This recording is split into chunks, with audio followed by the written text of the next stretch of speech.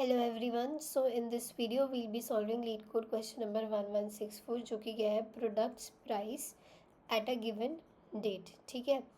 इस क्वेश्चन में मुझे क्या दे रखा है, इस क्वेश्चन में मुझे एक प्रोडक्ट्स टेबल दे रखा है जिसमें मुझे प्रोडक्ट आईडी गिवन है, न्यू प्राइसेस गिवन है और चेंज डेट गिवन है.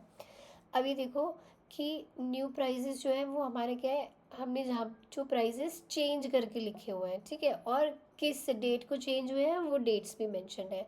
हमें क्वेश्चन में क्या बोला है कि सारे जो प्राइसेस हैं, प्रोडक्ट्स के जो प्राइसेस हैं वो इनिशियली क्या थे, 10 थे. फिर वो चेंज हो गए, कुछ कुछ हमने चेंजेस कर दिए उसमें. ठीक है. अब हमें एक सोल्यूशन लिखना है.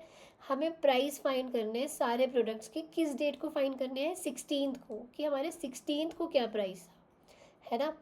तो अगर मेरा कोई प्राइस है जो 16 से पहले या 16 के दिन चेंज हुआ है तो मुझे वो लेटेस्ट प्राइस चाहिए होगा.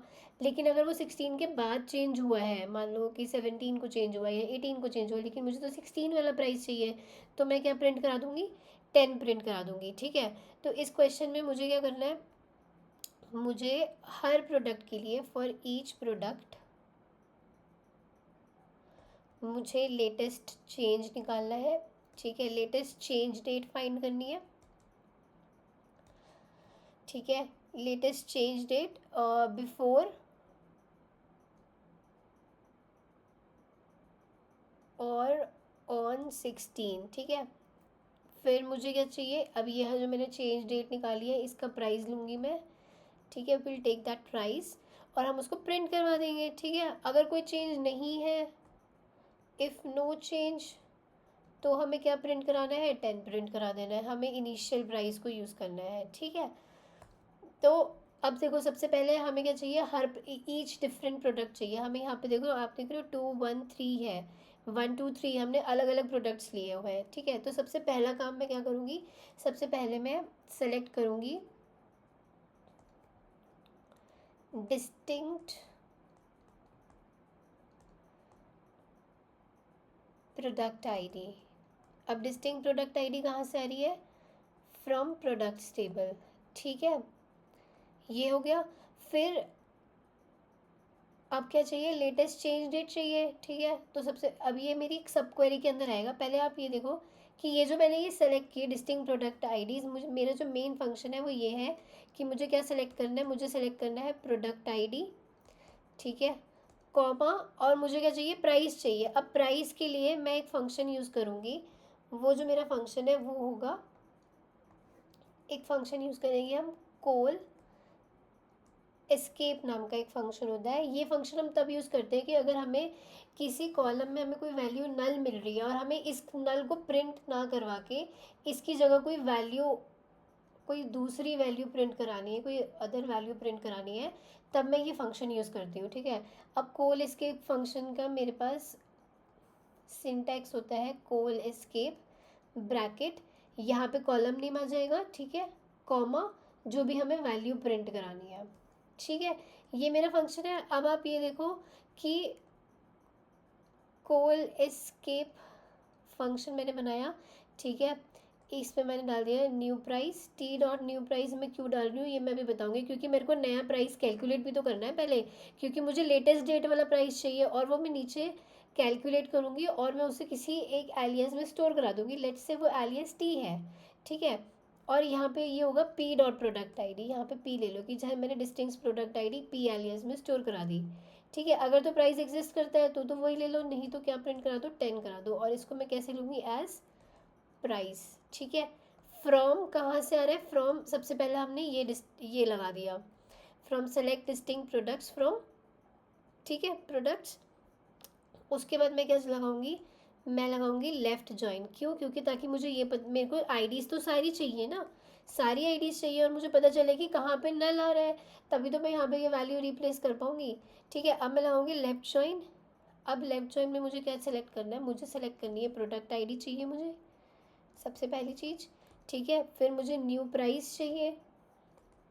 न्यू प्राइस सेलेक्ट कर रही हूँ. मैं ये कौन से न्यू प्राइस और कौन से प्रोडक्ट आईडी ले रही हूँ वो देख लो आप, फ्रॉम प्रोडक्ट्स, जहाँ पे मेरी जो प्रोडक्ट आईडी,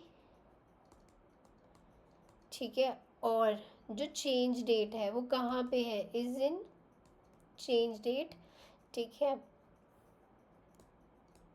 इन इसके अंदर हम एक सब क्वेरी लगाएंगे।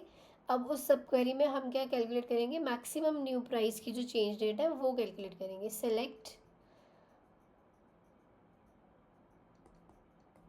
प्रोडक्ट आईडी कॉमा मैक्स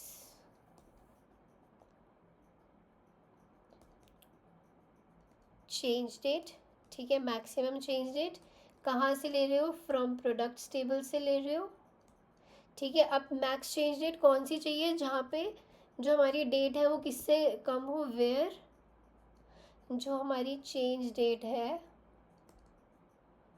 वो लेस देन या इक्वल टू होनी चाहिए 2019-08-16, ठीक है। और मैं इसे ग्रुप बाय करूँगी प्रोडक्ट आईडी से। क्यों ग्रुप बाय कर रही हूँ प्रोडक्ट आईडी, क्योंकि मैं हर प्रोडक्ट आईडी के लिए ये सेम चीज़ कैलकुलेट कर रही हूँ, ठीक है। इसको मैंने ले लिया एज, ये तो मेरी सब क्वेरी यहाँ पे बंद हो गई, ठीक है। इस पूरे को मैंने एज ले लिया, टी में स्टोर करा दिया, ठीक है। अब मैंने ये लेफ्ट जॉइन बंद करा और मेरे को लेफ्ट जॉइन किस पे लगाना है, P dot product ID equals to T dot product ID. एक बार इसको ओवरव्यू दिखा देती हूँ मैं।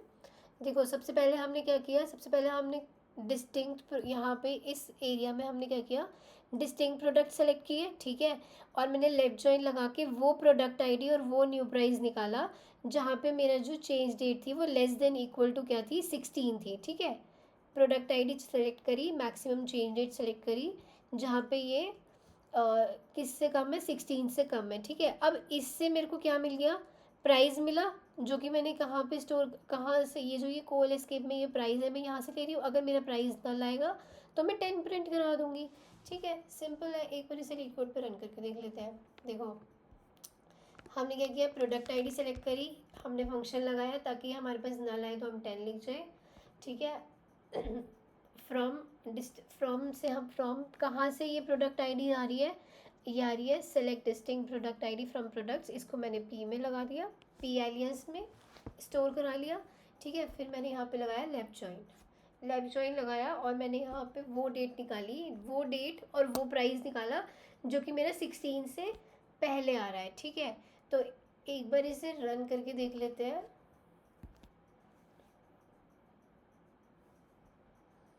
कि हमारा टेस्ट केस पास हो गया है। सो आई होप तुम्हें ये क्वेश्चन समझ में आया होगा। Thank you, bye bye.